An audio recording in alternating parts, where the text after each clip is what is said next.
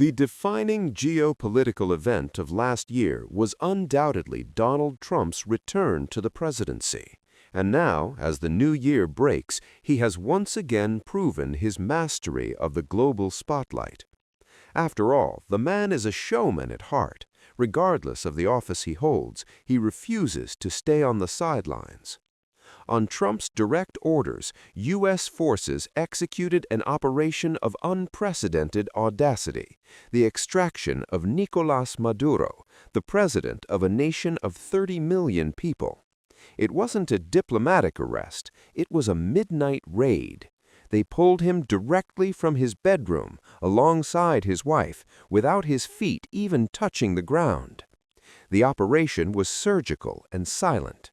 By the time the global press caught wind of the story, Maduro, clad in expensive Nike sportswear, was already aboard a U.S. Navy vessel bound for New York. Shortly after, images surfaced online echoing the capture of Saddam Hussein in 2003, Maduro bound and detained. In this video, we break down this almost fantastical operation.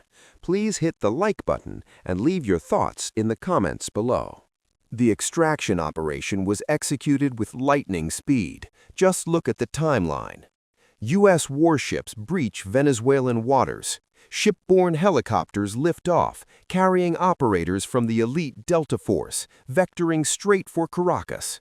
Ahead of them, a swarm of fighter jets paves the way, suppressing air defense systems and obliterating any obstacles in their path. Special forces breach Maduro's heavily fortified residence, secure the president and his wife, and extract them from the country. And the most terrifying part? The entire sequence unfolded in roughly 30 minutes. True, the groundwork was laid in advance. Intelligence officers and operators burned the midnight oil to perfect every detail. But the execution phase? That took just 30 minutes. Once the Americans secured their target, they didn't dig trenches. They didn't set up artillery or plant a flag declaring Venezuela is ours. There were no empty boasts about taking Caracas in 3 days. They simply wrapped up the op and vanished from the country as if they were never there, in and out, in half an hour. If you saw this in a Hollywood movie, you'd roll your eyes and blame the director for exaggeration. Who would believe you could snatch a sitting president of a sovereign nation in such a short window? But when the operators in question are from the U.S. Army's Delta Force, well, that changes everything. With them, it's not fiction, it's capability. The capture of Maduro draws immediate parallels to the raid in Pakistan that took down Osama bin Laden. The blueprint was nearly identical.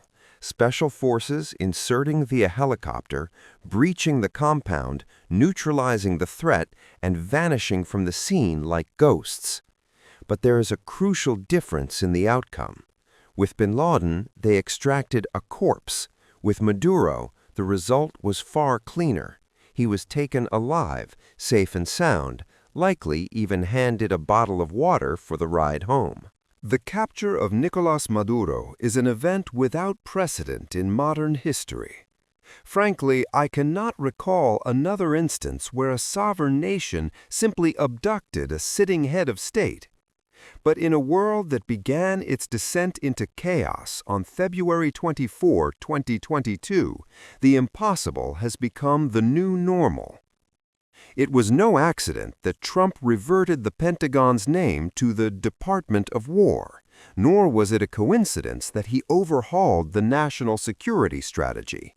For decades, Washington relied on soft power and diplomacy in Latin America to stem the flow of narcotics and illegal migration. But Trump, the ultimate maverick, continues to rewrite the rule book. The same man who 6 years ago authorized the strike on Iranian general Qasem Soleimani without notifying Congress has now airlifted the president of a neighboring nation straight to New York without him ever touching the ground. Good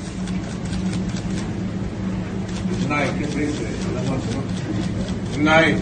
Happy New Year. Since the onset of the war in Ukraine, Russia seemed to consolidate its position despite heavy sanctions.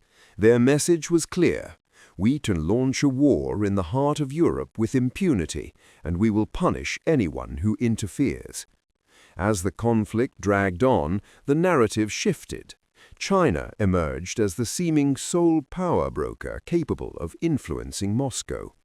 Academic buzzwords like soft power and diplomacy flooded the discourse, while the US appeared to be losing its status as the world's decisive force.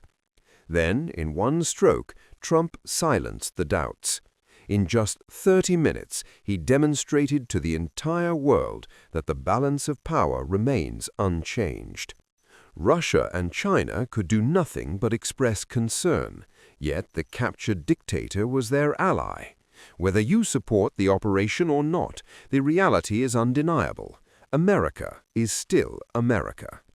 It is also worth noting that there was virtually no resistance during the extraction. Of course, the civilians couldn't have resisted if they wanted to, but the US didn't send heavy tanks trudging through the mud. It was surgical. And now that Maduro is gone, there are no tears in Venezuela. The country isn't flooding the squares demanding the return of their beloved Maduro. On the contrary, there is more celebration than sorrow. In the end, the people of Venezuela could not save Señor Maduro, the man who took a nation sitting on the world's largest oil reserves and drove it to the brink of starvation. Nor did they want to save him, because you cannot fool the people forever. By the way, we've dubbed this extraction the American-style special military operation, but there is a key difference. Unlike the other special military operation we all know, this one lacked the theatrical hype. There were no grand predictions of taking the capital in 3 days. There were no announcements of premature victory concerts by jingoistic pop stars. They simply went in, took the target, and left.